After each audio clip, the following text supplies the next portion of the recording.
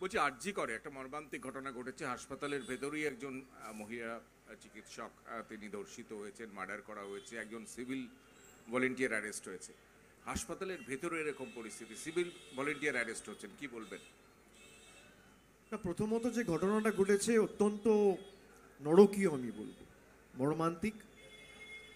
এবং মুখ্যমন্ত্রী, রাজ্য সরকারের যে অবস্থান সেটা ইতিমধ্যেই স্পষ্ট করে বলেছেন, এবং 24 ঘন্টার মধ্যে যিনি মূল অভিযুক্ত তিনি গ্রেফতার হয়েছে, এটাও আপনারা সকলে দেখেছেন।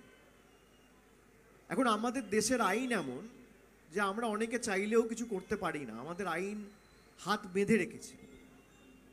এই সমস্ত ঘটনা যারা ঘটায় তাদের সমাজে থাকার অধিকার নেই, কিন্তু দেশের আইন এমন আপনি কিছু করতে পারবেন না। ট্রায়াল হবে, দোষী সাব্যস্ত হবে, তারপর আইদার তার ফাঁসি হবে, নইলে যাবজ্জীবন কারাদণ্ড হবে, নইলে অন্য কোনো বিচার ব্যবস্থা তার বিরুদ্ধে যা ব্যবস্থা ঘোষণা করবে তাই হবে। কিন্তু আজকে যারা এই ঘটনাটা ঘটিয়েছে, সে পুলিশ না ইঞ্জিনিয়ার, না খেলোয়াড়, না রাঁধুনি, না আর্কিটেক্ট, না শ্রমিক, না কৃষক। একটা ধর্ষকের তো কোনো জাত হয় না, সে ধর্ষক। একটা খুনির তো কোনো আইডেন্টিটি হয় না, সে খুনি। সে তো খুন করেছে। যে ধর্ষণ করেছে সে পুলিশ না ডাক্তার, না আর্কিটেক্ট, না শ্রমিক, না কৃষক। এই দেখে তো লাভ নেই, সে আগে ধর্ষক, সে আগে খুনি। এ সমস্ত লোকেদের সমাজে থাকার অধিকার নেই।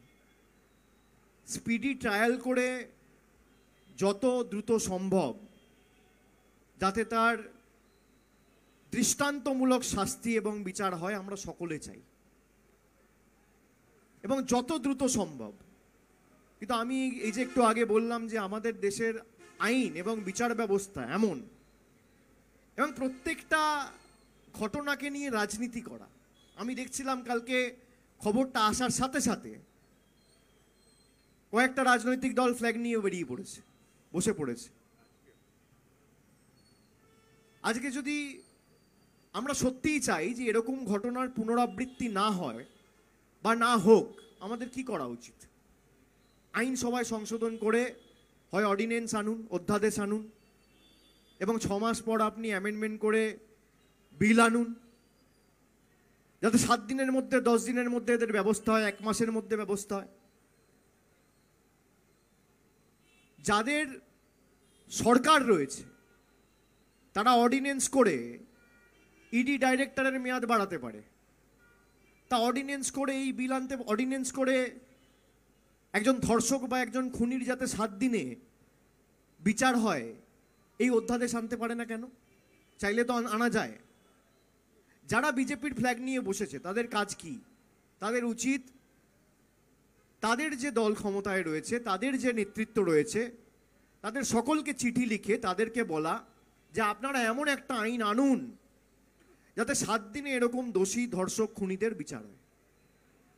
তৃণমূলের উচিত কি? তৃণমূলের উচিত সেই বিলকে সমর্থন করা।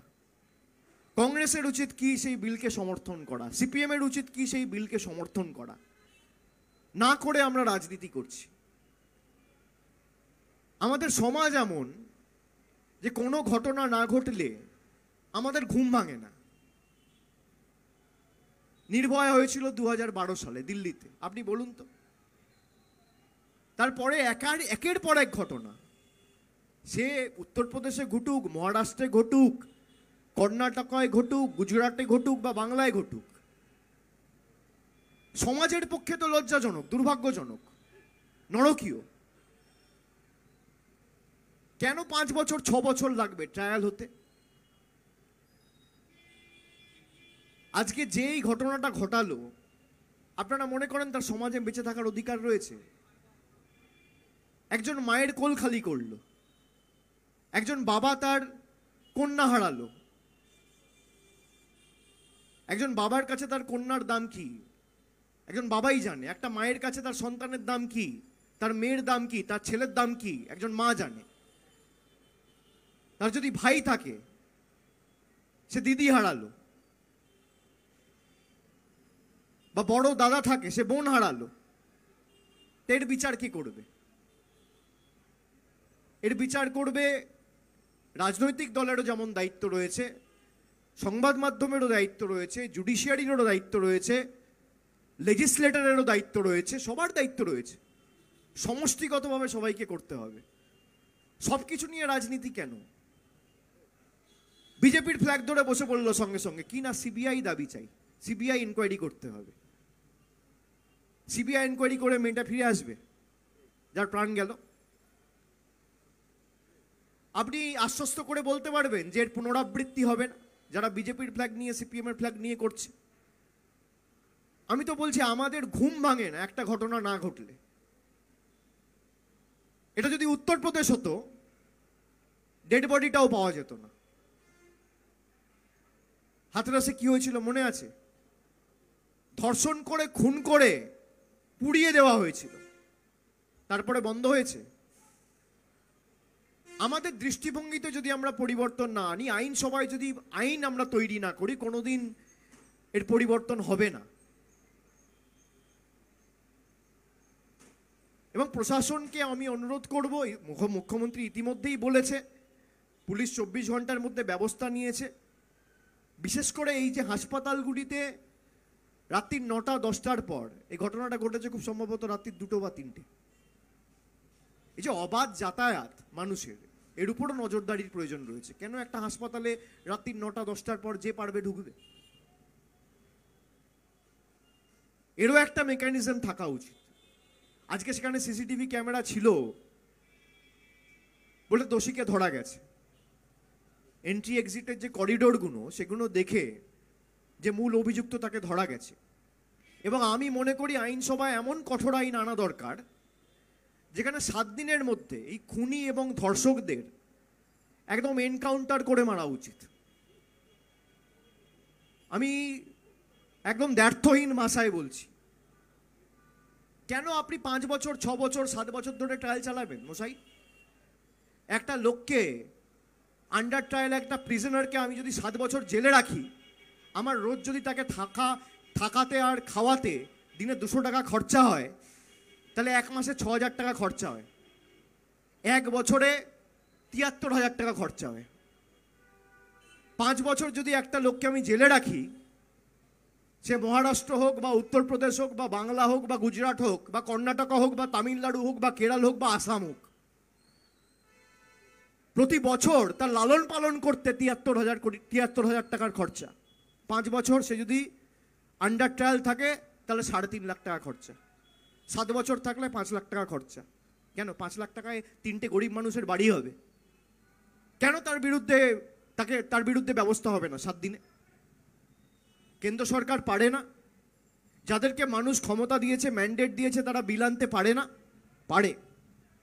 বিজেপি কি পারে? বিজেপি বিল আনতে পারে। তৃণমূল কি পারে? সেই বিলকে সমর্থন করে যাতে এই ঘটনার পুনরাবৃত্তি না হয় সেটা করতে পারে। এবং এমন বিল আনতে হবে যেখানে সার্কামস্ট্যান্সিয়াল এভিডেন্স আপনার এগেনস্টে, এমন না যে ট্রায়াল ছাড়া, কোনো রকম কোনো এভিডেন্স ছাড়া আপনি 7 দিনে এনকাউন্টার করে বা একদম ফাঁসির মঞ্চে নিয়ে গিয়ে তাকে ফাঁসিতে ঝুলিয়ে দিলেন।